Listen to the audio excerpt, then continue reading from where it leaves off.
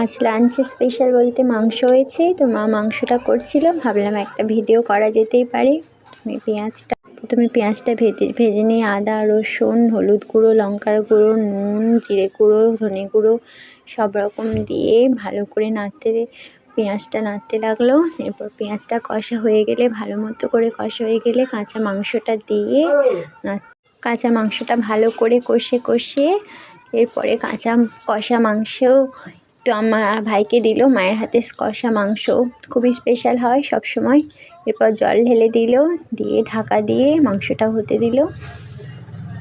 এরপর গরম গরম ভাতের সাথে মাংস পরিবেশন করে দুপুরের লাঞ্চ হবে।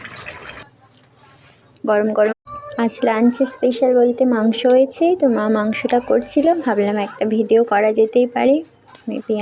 প্রথমে পেঁয়াজটা ভেজে নিয়ে আদা রসুন হলুদ গুঁড়ো লঙ্কার গুঁড়ো নুন জিরে